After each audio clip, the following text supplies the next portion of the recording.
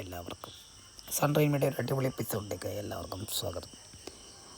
നിങ്ങളീ കാണുന്നത് മഡ് റേസിന് പോകുന്ന റോഡല്ല കേട്ടോ. ഇതെന്ന് പറഞ്ഞു കഴിഞ്ഞാൽ നമ്മുടെ 30-ാം വാർഡിൻ്റെ വികസനപരമായിട്ടുള്ള അവിടുത്തെ ജനങ്ങൾ അനുഭവിക്കുന്ന ഒരു നരകയാതനയാണ് ഈ കാണുന്നത്. അതിൽ താഴെ ധാരാളം തൊഴിലാളി വർഗ്ഗങ്ങൾ കഷ്ടപ്പെട്ട് ജീവിക്കുന്നുണ്ട്.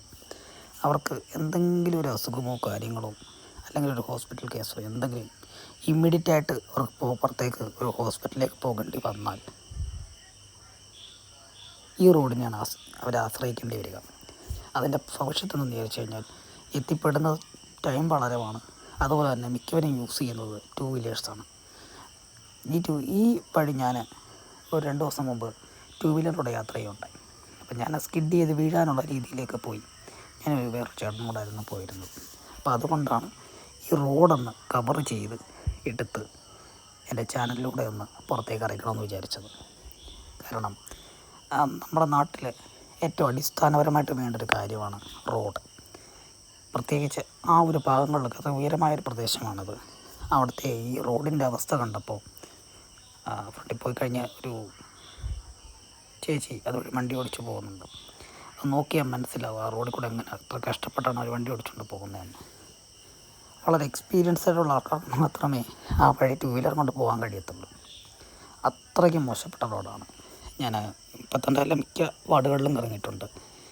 ഈ 30-ാം വാർഡ് വെട്ടിപ്പുറത്തിലെ പോലെ മോശപ്പെട്ടൊരു റോഡ് എങ്ങും ഞാൻ കണ്ടിട്ടില്ല.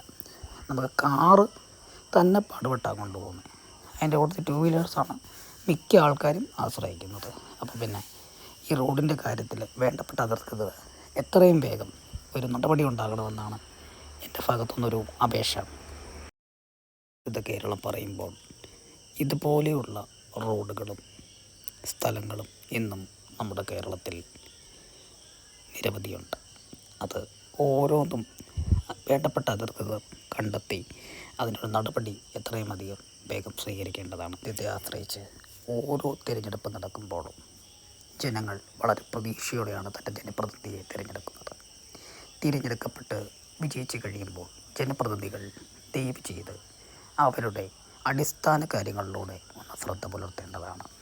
കാരണം ഓരോ തിരഞ്ഞെടുപ്പും 5-5 വർഷം കഴിയുമ്പോൾ കഴിയും. റോഡുകൾ അതുപോലെ തുടികൾ അവരുടെ 5 വർഷം വീണ്ടും തുടരും.